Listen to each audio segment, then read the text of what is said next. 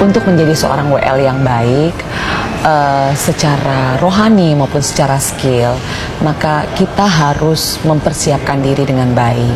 Karena gini, pada saat kita menjadi worship leader itu, kita dalam posisi leading jemaat, leading timnya dalam membawa pujian dan penyembahan. Nah, kalau kita nggak punya persiapan yang baik, yang mantap, maka apa yang dirasakan oleh jemaat atau oleh timnya juga begitu. Ketidakpercayaan diri atau kurang smooth, semuanya seperti itu. Itu sebabnya butuh WL itu mempersiapkan diri. Nah, secara rohani, tentunya kita ini kan melayani Tuhan. Kita ini bergerak di ruang lingkup rohani. Tentunya secara rohani juga kita harus persiapkan. Yang saya lakukan adalah memang saya terus mempertahankan waktu-waktu saya, waktu-waktu pribadi saya dengan Tuhan. Dan saya selalu sebelum saya memimpin berkenaan dengan tema gereja yang ada bulan itu, saya berusaha untuk juga baca Alkitab, kira-kira kisah-kisah apa atau ayat-ayat apa yang mendukung dari tema gereja, sehingga pada waktu saya mimpin, pada waktu kita memimpin tuh nggak kayak cuma hanya mimpin sebuah lagu.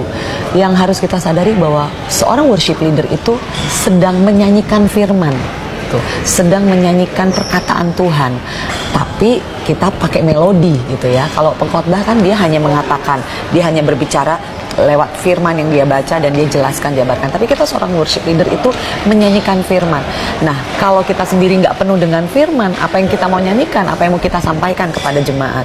Itu sebabnya sangat penting secara waktu pribadi dan doa bersama tim itu sangat-sangat membantu. Karena roh Tuhan saja yang bisa mempersatukan kita.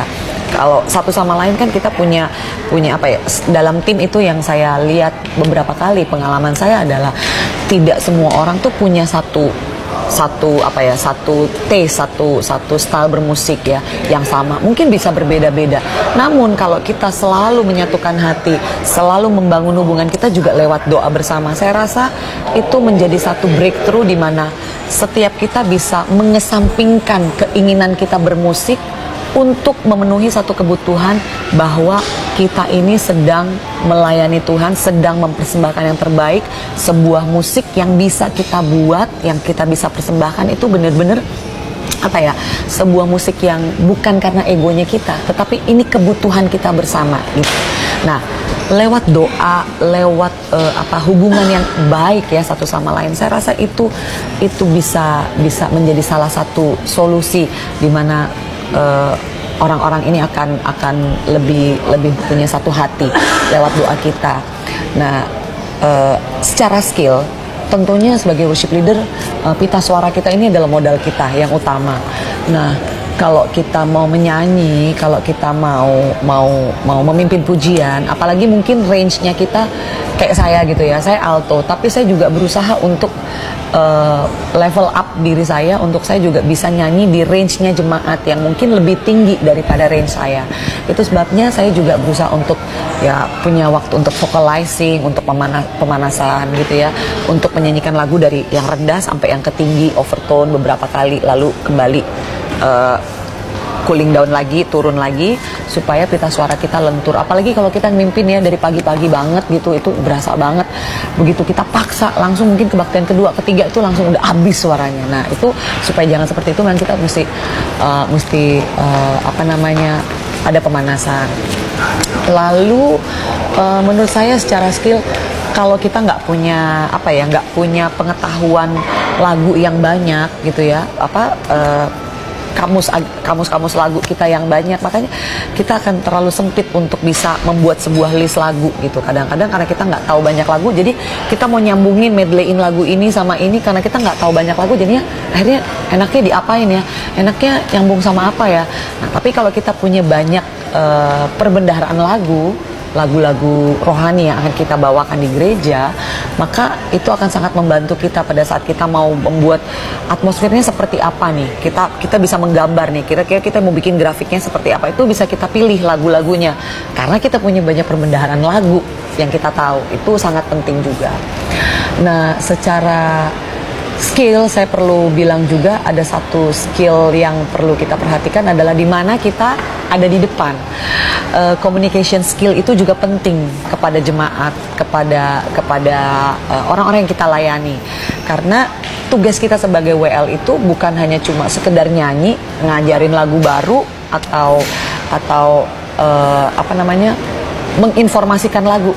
Tetapi gini loh, seorang WL itu seperti tour guide, di mana kita mau memberitahu kepada jemaat ini loh, pujian dan penyembahan kita ini bisa akan seperti ini kalau kita menyanyikannya dengan sungguh-sungguh kepada Tuhan. Jadi kayak apa yang sudah pernah kita rasakan dalam hidup kita saat kita memuji dan menyembah Tuhan, ada sebuah breakthrough, ada sebuah terobosan, itu kita alami dan itu bisa kita transferkan kepada jemaat.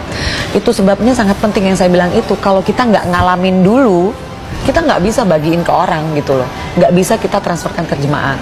Itu sebabnya saya bilang mesti perlu ada waktu-waktu pribadi, mesti ada breakthrough secara rohani, secara spirit dari seorang WL dulu, sehingga dia juga bisa mentransferkan roh puji-pujian, roh penyembahan itu kepada jemaat gitu. Jadi, nah pada saat kita misalnya kita juga sebagai seorang WL, communication skillnya itu perlu, karena kita mesti ngelihat ini kita lagi melayani di kebaktian apa, kebaktian pemuda kah, youth kah, atau lansia kah, atau umum kah gitu. Kadang-kadang yang saya temukan ada banyak WL yang gini, dia lagi kebaktiannya di umum tapi gayanya youth banget gitu. Kadang-kadang nggak nyambung sama ini apa ya, mungkin kalau orang Jawa bilang apa sih biayaan gitu, ini goyang kiri kanan nggak berhenti gitu. Nah karena ya itu kurang nyambung dengan jemaat yang hadir ini apa gitu umurnya. Ada baiknya kita sebagai seorang WL kita ngerti ini siapa yang kita layani dari umur berapa sampai berapa, sehingga kita tahu persis, oh ini harus lagu-lagunya. Pemilihan lagu juga seperti itu, jadinya menyesuaikan juga. Oh kalau orang-orang yang umum masuk nih lagu-lagu seperti ini. Kalau di tempat kami buat satu file gitu, lagu-lagu yang cocok untuk youth itu apa, lagu-lagu yang cocok untuk umum itu apa, sekolah minggu itu apa. Karena di tempat kita juga kadang-kadang WL kita yang muda-muda, yang dari umum pun kita berikan tugas di sekolah minggu. Tujuannya adalah supaya dari kecil pun anak-anak sekolah minggu bisa mengerti, punya gambaran bahwa ini generasi di atas saya ini seperti ini. Jadi itu pun kita punya listnya, ada lagu-lagu yang sesuai gitu dengan mereka, ataupun lagu-lagu umum yang mungkin masih bisa masuk ke mereka, ada listnya gitu. Nah itu perlu banyak hal ya yang bisa kita pelajari, sehingga yang kita bisa berikan itu yang terbaik. Ya, seorang worship leader itu kita harus punya roh untuk memberikan yang terbaik, yang dari apa yang bisa kita lakukan. Nah, kira-kira itu sih yang bisa aku bagiin. Mungkin masih banyak lagi, tapi next time mungkin kita bisa ada ini ya, waktu untuk lebih banyak berbagi tentang tips-tips menjadi seorang worship leader, baik secara rohani maupun skill apa yang harus kita lakukan.